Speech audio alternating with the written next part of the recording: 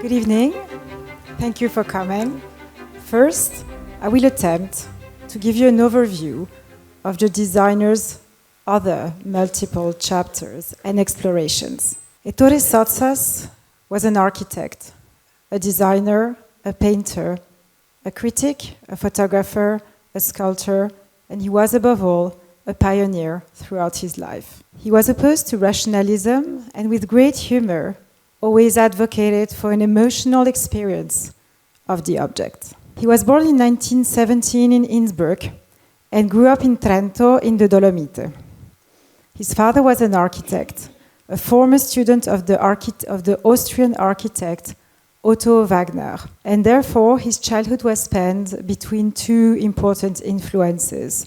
On one hand, there was the Jugendstil, which is more or less Art Nouveau for the Austrian, and on the other hand, an experience of local and vernacular architecture of the Dolomite. In 1929, the Sottsass family moves to Turin, where Ettore will follow his father's footsteps and study architecture at the Politecnico.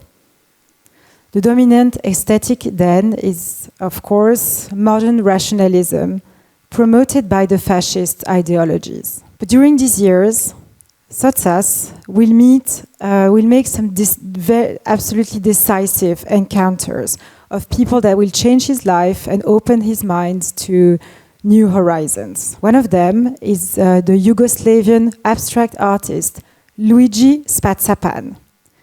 Luigi Spazapan will truly educate Sottsass in the matters of art, of contemporary art at the time, but also about abstraction, about the concept of space, how you occupy it, and how colors can modulate that space. He will also encourage him to travel. For instance, in a defining trip that Sottsass takes in 1937 in Paris, where he will see the Exposition Universelle. There he is arrested by the vision of Guernica by Picasso, but also by a mobile of Calder, by paintings by De Chirico, by Matisse, and so on. And so I thought it would be interesting to show you one of his very first projects that he made for the university. This is one of his very first projects of designing interiors. As you can see, this is very much influenced by Matisse, all of this modern art movement, but also color is already a very distinctive interest of his. In 1939, he's mobilized by the army and is sent to Montenegro to serve under the Alpine Division. There, he will befriend a mother and a daughter, not necessarily in that order, who will introduce him to the local textile craftsmanship, which will become a very important medium for him after. At the end of the war, Italy is drained, but on the verge of a creative rebirth. He moves to Milan in 1947 with his then first wife, Fernanda Pivano. Fernanda is already very introduced in all of the intellectual circles, as she is an important translator of American fiction in Italy, particularly of the Beat generation. For Ettore Sottsass, these years of intense activity and very much informed by the artistic and architectural avant-garde. These years built the foundation for his design concepts across all kinds of mediums. And I wanted to start with this sculpture that's made in 1947 upon his arrival. 1947 is the date of the Spatialism Manifesto written by Lucio Fontana, of which one can clearly see the influence. One can also see the influence of Charles and Ray Eames and Noguchi, who only a few years later had participated to a very important exhibition at MoMA called Organic Design for the Home Furnishing. All of his experiments and influence are, of course, extended to the interior, where he creates entire landscapes for the mind, where truly geometries and colors are defining the space.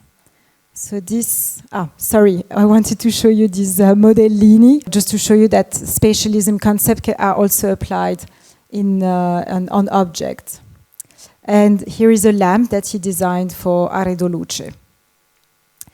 This is a view of Ettore Sottsass' apartment that I strategically chose because you can see here that same sculpture and that same lamp. This is another view of his apartment, where here clearly you can see that his work is, he rethinks the entire interior as a mental landscape, where from the floor to the top, from textile to the objects, ceramic, everything will be, he rethinks everything. He's also a critic at Domus, where he writes and theorizes on his experimentations. Domus is then, I just remind you, directed by Gio Ponti, the Italian architect. Here, for instance, you have an article where he will dissect on how you compose a wall. So here, truly, it's now the artwork that physically shaped the environment and not the opposite. Here you have some examples of textiles that he designed. The little pillow here were actually made in Montenegro, a reminder of his war years. Again, I just highlight the importance of color and geometry. It is also the moment where he starts to experience on ceramic, very important medium in his career that he will use throughout. It starts all by almost by accident. He receives a phone call from the US by a man called Irving Richards that asks him if he can create some ceramics for his stores, and puts him in touch with the manufacturer of Bitosi in Tuscany. Through this first commission, he will really start to explore ceramic that he considers to be one of the most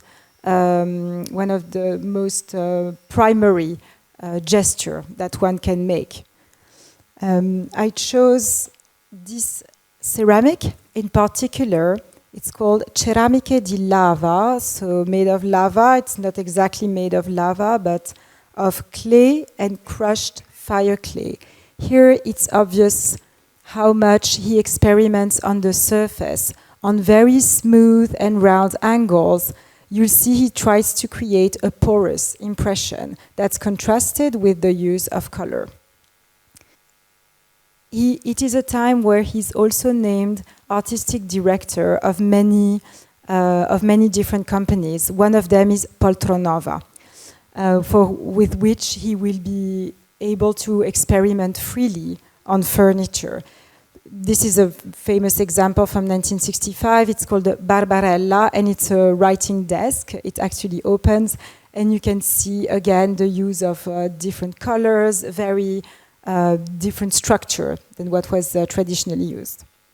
From the 1960s to the 1970s, these are real years of now experimentation and assertion of a sensory environment as a total work of art.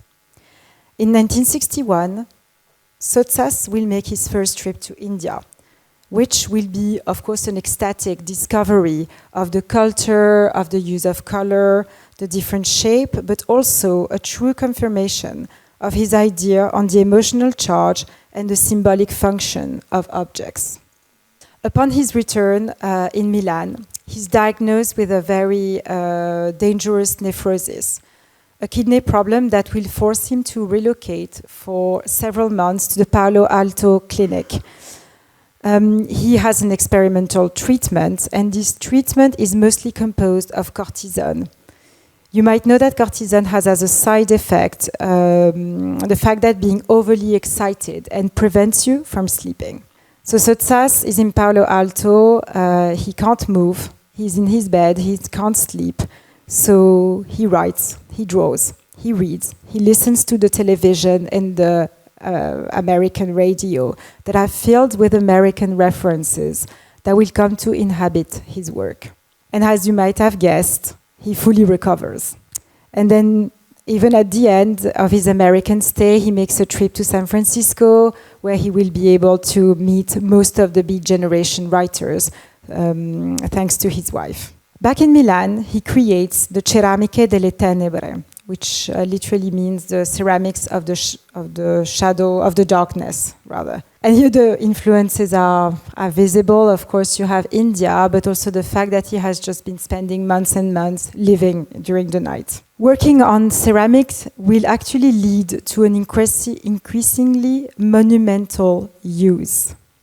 Here you have a picture. Oh, sorry, these are a few of his Indian references.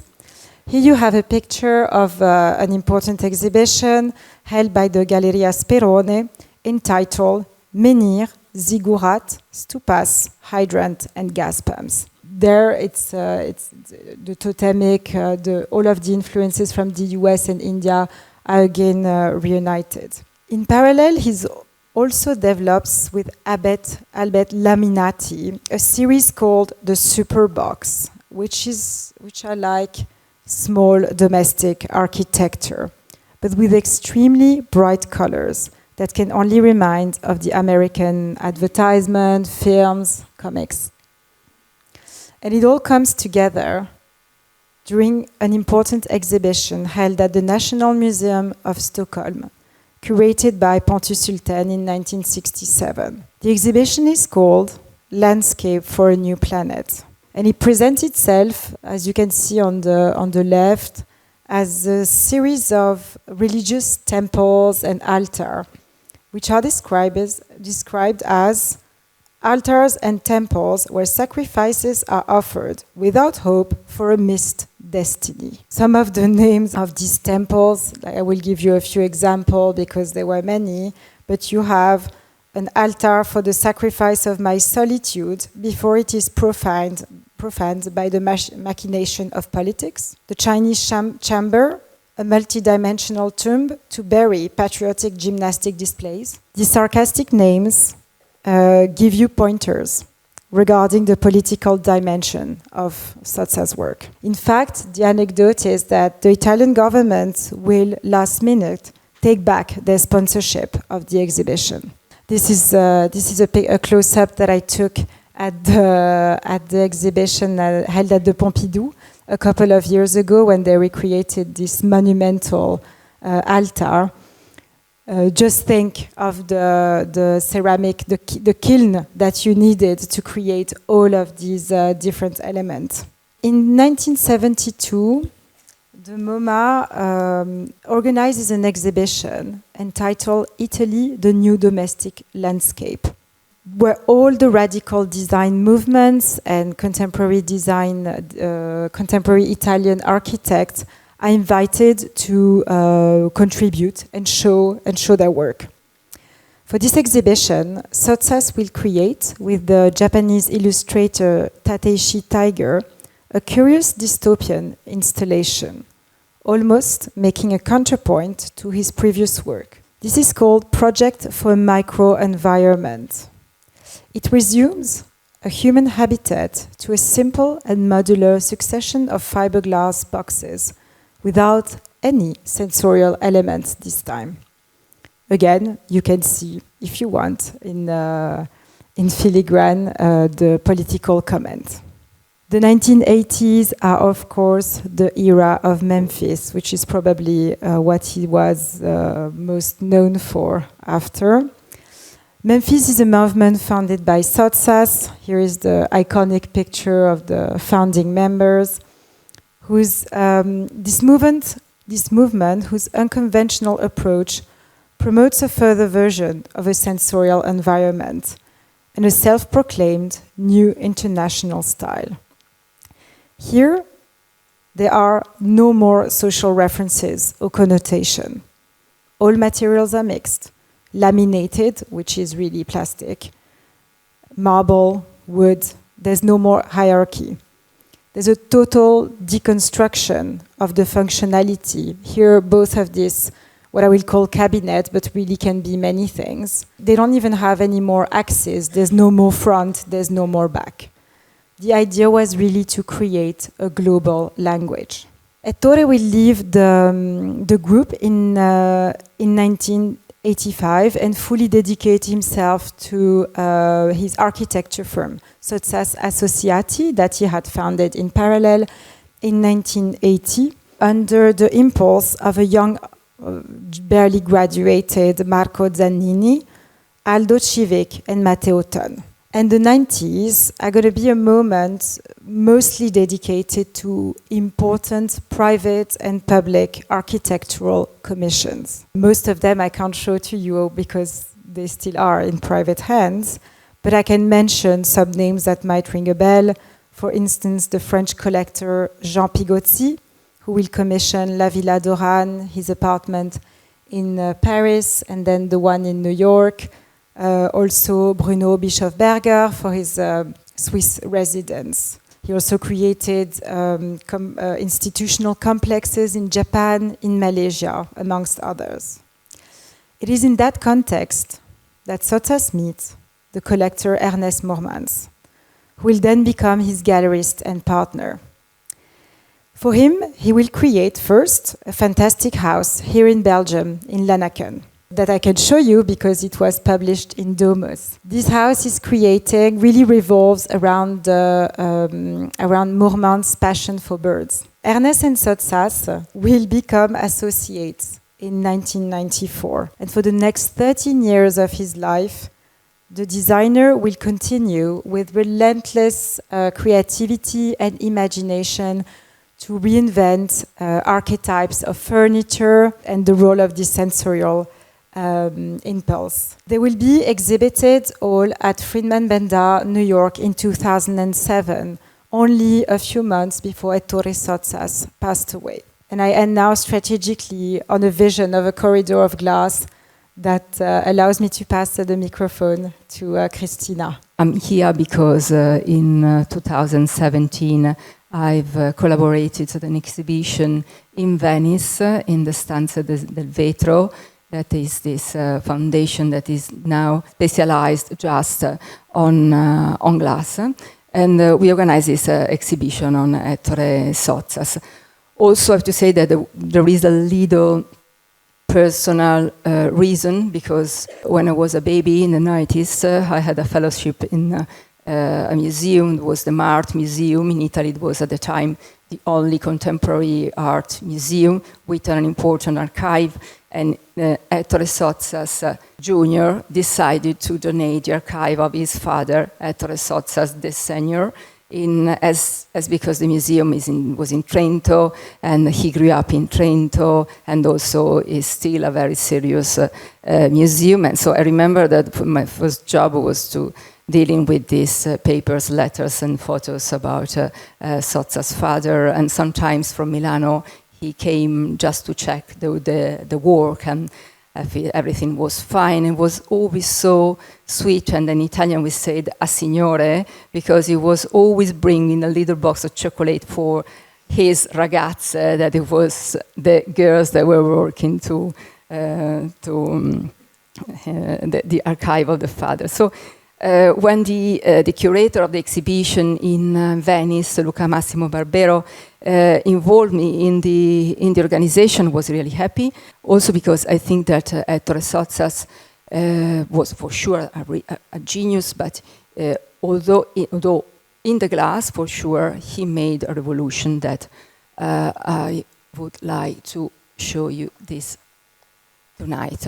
This is the first object that he realized on glass. So it's a sphere.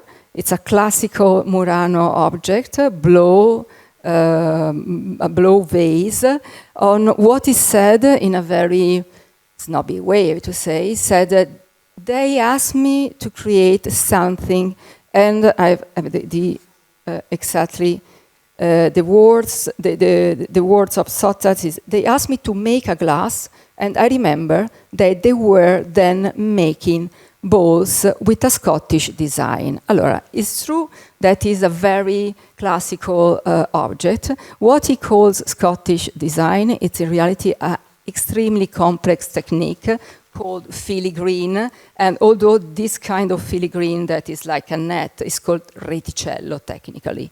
This is the reason for that Murano was Murano in the Renaissance, in the sense that they invented this this extremely sophisticated technique that was quite impossible to imitate. Who was there? Who asked Ettore Sottsass for this piece? Probably the Triennale.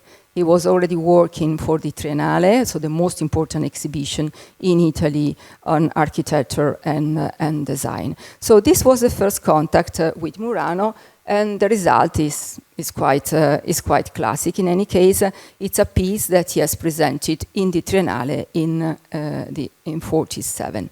The year after, he realized a series of vases that you see, the very simple ones, in collaboration with the Salier. The Salier is not a glass factory, it's a sort of laboratory that in the Salier was involved with all the post-production of the object. So enamel, engraved, and what he designed for them was this series of very simple vases that they are just, you see, engraved with right stripes. So very innovative for the Murano of the time. In fact, they have been presented in the Biennale in 1948. After this moment, Ettore Sottsass left Murano for some years, for a lot of years, in the sense that he didn't produce for a long time a glass, but he worked a lot with glasses in the way that he was appointed by the Triennale to show the glass in the exhibitions. And this is the mythological exhibition of Murano glass of 1957 in the Triennale, in which you see the way of display that he invented, this very graphic system. This is very simple, this system of shells, but what it was really geniale was the idea to have the light from the back. And he said the light from behind is the best way to show glass, for sure. And also maybe it's difficult to see from this picture from the Triennale archive, but you see that the columns also are covered by a silver mosaic. So the light was literally amplified, and the effect was incredible. But Astrid underlined, the interest of Sottsass was around new materials, like for example around the 53, 54, he experimented the plexiglass, for example, talking about transparent material. He preferred something in this moment more industrial and that he could keep under control. But there are this important element of the wire that is something that you will see. It will reappear in a while also in glass, and for sure ceramic, in the sense that this man that has never come back to Murano for some years spent all his weekends in Montelupo Fiorentino, in the Vitossi factory, to create amazing ceramics.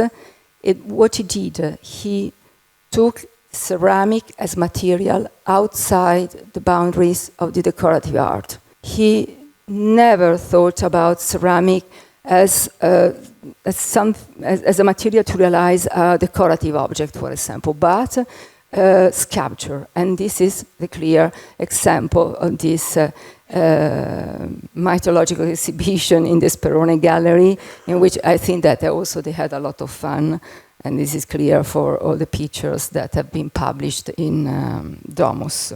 Then something happened, and some years after, in the 70s, but exactly in 1974, Luciano Vistosi took back Ettore Sottsass in Murano. What has happened? That Vistosi was the owner of the Vistosi factory. The Vistosi factory had a lot of interest in common with Artemide. So this factory that I imagine that you know, because I think that they still produce the most famous lamp in the world. And so probably is this connection that took back Ettore Sottsass in Murano. And he designed, for Vistosi, he designed a series of glasses between vases and sculpture, in which you see there are 10 pieces in totally here. You can see how these shapes are still in depth with the ceramics that he was producing. The title, as you see, they are titled referred to the Venetian Renaissance, and so to the tradition. And here in the flyer of this first series with Vistosi, he wrote something quite interesting. He said, "The object only takes its shape thanks to the experience of the blowmaster. The executed piece belongs to the person who almost magically made it. They did it all. I mean, the ones would take the glass out of the oven and blow it with those long pipes, and turn it and pull it. In the end, it remains that the drawings belong to me, and the object belongs to them." So it's like if he clearly divided the idea and the object. And with this statement, we could close this talk. But fortunately, he didn't give up. And just few years after, Memphis arrived. Here you have another example, also with in the archive, this drawing. So you can see clearly the connection at this stage with the ceramic. Likely Memphis arrived with all what it means. So this idea, it was very provocative. This idea of mixing possible colors. This idea to challenge what it was considered the good taste. And with this energy, Ettore Sottsass decided to go back to Murano. He started to work with the Toso Vetri d'Arte, so with a factory of great tradition literally.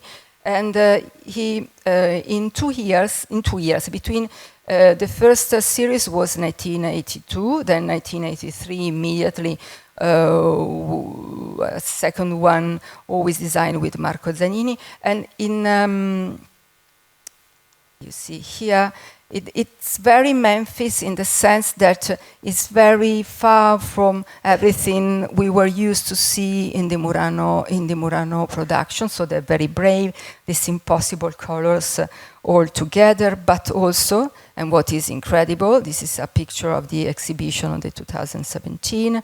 In the 2017, we put together all the pieces that he realized between 1982 and 1987. In totally, there were 37 pieces, and showing the two great inventions in Murano glass that he did.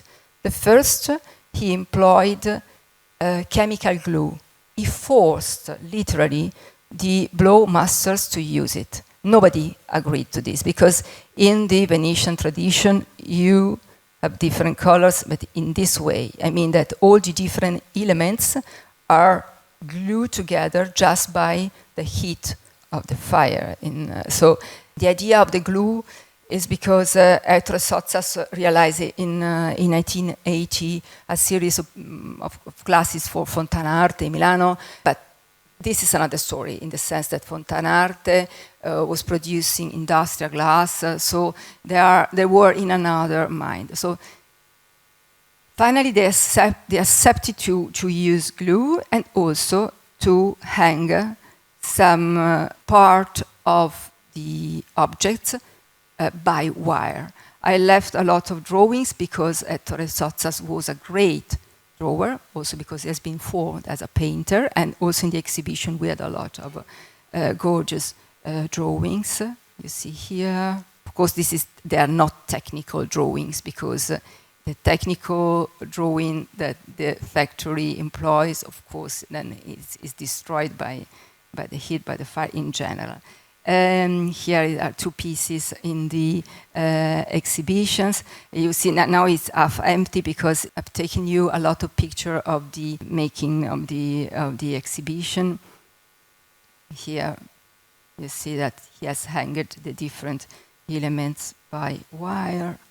And also, what it was really brave in the exhibition that we left all the 37 pieces without any kind of protection. Even didn't fix the piece with a drop of silicone. At the end, the insurance accepted, the collectors accepted. If it was my exhibition, I would have never accepted. But okay, in that case, I just fixed 500 pieces in the Murano Museum last year because I want to sleep in the night.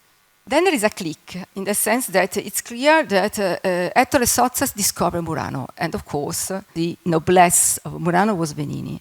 He arrived in Venini in 1989. It means the last year in which Ludovico Diaz di Santillana is still alive, is still the art director of the Venini. Ludovico Diaz di Santillana was an architect and was very involved in creating new light system. And he asked Ettore Sottsass for 3 lamps. I just brought you one, the Formosa. The system of the 3 lamps was the same, metal disc and then a sphere, a glass sphere, and then this sort of coating.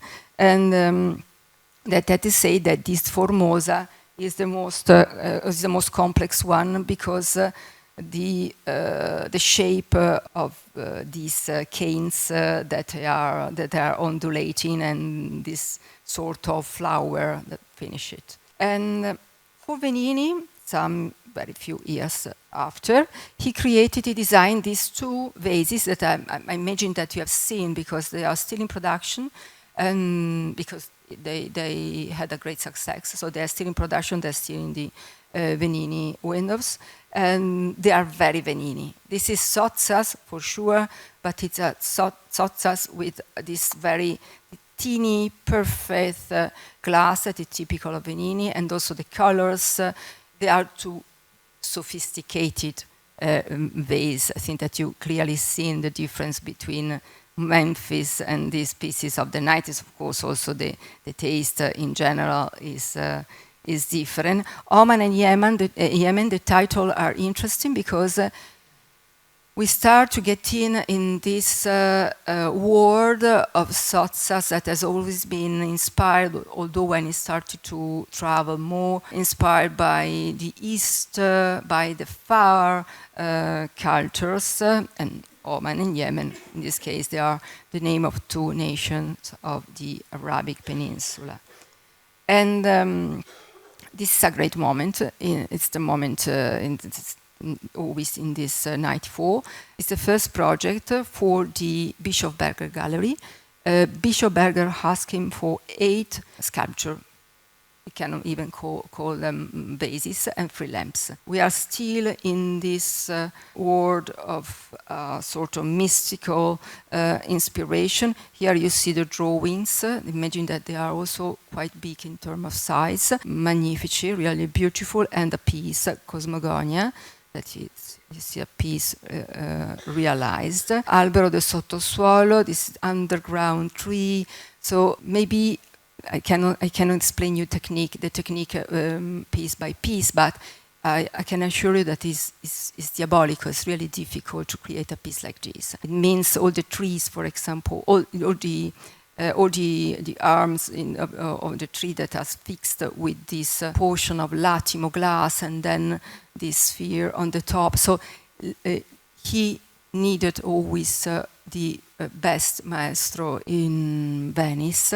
This is Betilli. Betilli was a sacred stone.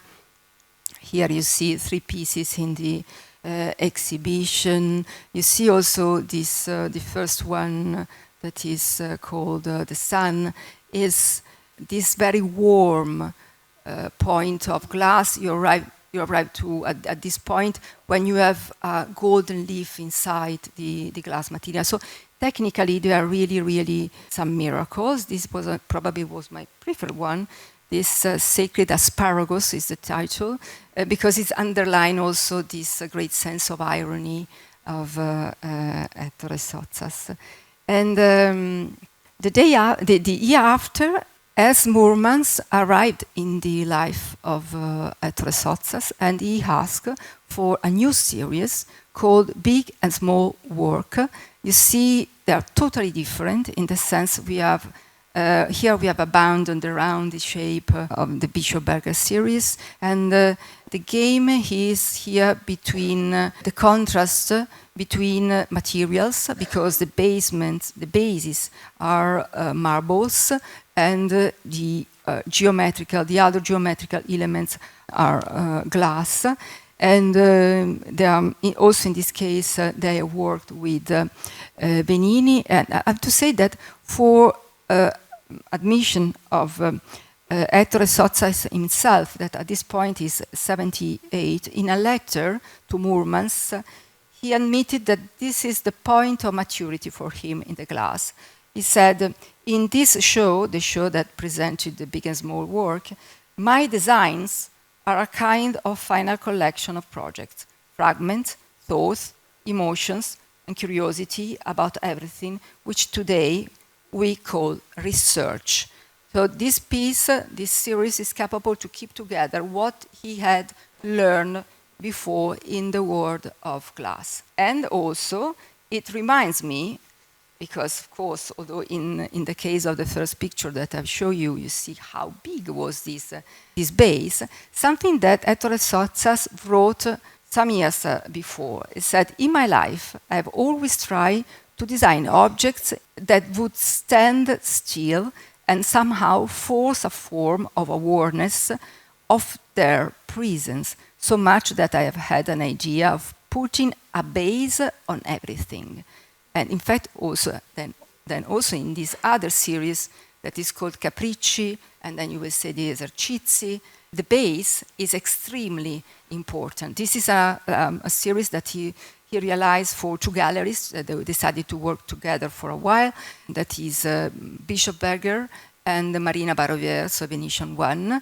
And they work for Cenedese. So they change again the factory. 10 minutes? Okay, I have to rush, sorry. And the Cenedese had a great tradition in sculpture. He worked a lot also in the past, I don't know, with Harold Stevenson and so on. So I brought many, many images. Here is important because you start to see that this idea of balance start to change in his practice.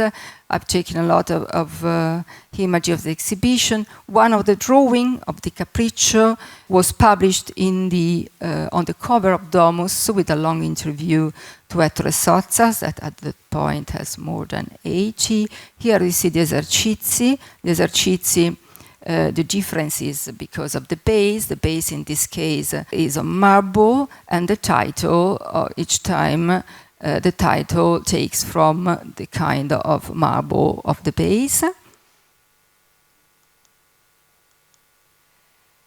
And then a great revolution happened in 1999 because Ernest Moormans took Ettore Sottsass in the Sirva. Sirva is this center for research on glass in Marseille. It's a reality totally paid by the state. But he brought Sottsass there with some drawings of 4 years before, the 1904, and there they realized something monumental. Really, it's not by chance that I employ this adjective, because the size also became monumental, because the Sirva had bigger ovens than Murano, and here you have an idea of the size of these pieces, the inspiration, this lingam, so this Hindu religion, or Xianzhen, so this that in Chinese means symbol here. And so you see that there are still this idea to create pieces with different materials. Here there are some drawings that have never been realized, but I think that it was interesting for you to see them. And it's also interesting what Françoise Guichon, she was the former director of the Sirva at the time. She said, when he arrived in Marseille, Ettore Sottsass knew exactly what he wanted. There was no doubt what he expected. His drawings spoke for themselves. He arrived with very clear drawings for sure, and also at that point a quite wide knowledge about the glass technique. Here you see Sottsass checking the quality and the result of his job. Also, you have an idea of the size. And here we are back in the exhibition in Venice in 2017, where we have put them, we show them together. This is two unique pieces that are quite incredible. A no vase, a no because it's this. It's built by peeling rings of different kind and colors of glass. And just because I had the picture of the arrival of the piece in Venice, and what is your job if you are a curator or in any case a supervisor, that was my role at the time, you need to check the quality of ring by ring, and then there is someone in this case to see that helps you in rebuilding the piece exactly by following the drawing. And I think that also the portion of human being that you see there is Mr. Moormans, that came to check that everything was fine. This is a great story. This is the Millennium House. What happened in 1999? So just the year before the passage to the new millennium, Sheikh Al-Thani decided to create in Doha the Millennium House, so a house for the art. He appointed Ettore Sottsass for the project, and he asked two different artists to decorate each room. And for this project, Ettore Sottsass, that was appointed for the living room, designed 21 monumental sculpture on glass that have been realized, all of them in the Cenedese factory. And you see they're capable to summarize what happened in the previous career of Sottsass, the presence of the marble, this idea of a precarious balance. Because with this idea of, how can I say, yes, vivid, something trembling, something moving, immediately the sculpture became something alive, something, a presence. And it was capital. It was something that there is a statement of Ettore Sottsass that said, "In my life, I always try to draw objects that would stand still and somehow force a form of awareness of their presence." An object, a Sottsass object is a presence always. And we decided also to display the room like a sort of jungle of glass. So the visitor walk in this, and it was an experience because the size was 1:1. So it was quite incredible. I go fast with the images to arrive to the Cascina. And the Cascina is another very interesting story. Here you see that there is this little cahier that he dedicated to Barbarina, so to Barbara Radice, the last woman of the life of Sottsass. And the Cascina, probably he saw some Cascina in 1956 in Nelson's studio, because he worked for a while in New York, and for an American architect, but in general for the culture of the 50s in US, the idea of the Cascina was like the idea of their origin. By chance I found this book last week, because I was at the exhibition, the Musée Picasso in Paris, dedicated to the first years of Pollock, and also Pollock was extremely influenced by this kind of publication. So this, the idea of origin for Americans could be just the native American.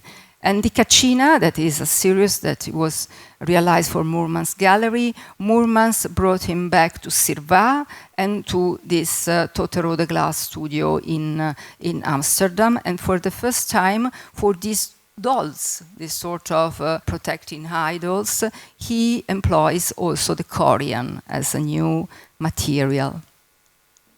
And then, and I close, with the last series that he realized the same year in which he he passed between 2000, he started in 2006, and literally they summarize all the experience that he had with the glass before, this idea of this absence of a balance, this constant mix of impossible colors, the use of ropes, of wire. Here you have some drawings. See the pieces, the size also is extremely interesting. In this last works, there was the title was New Works. That is interesting because it gives an idea of the vitality of this man at 84, I think, at the time. Was also there was a series that was very geometrical with a great employment of metal. And I just close with a statement of the 2007, and in which that was also the statement of the opening. I try to get out of the everyday object, and I try to make glass with a capital letter. Glass is a beautiful material. It is fascinating and mysterious in the colors, in the possibilities of overlapping. You want to make always more glass. So I think that at the end of the career, even if not at the very beginning, he was in love with glass. Thank you.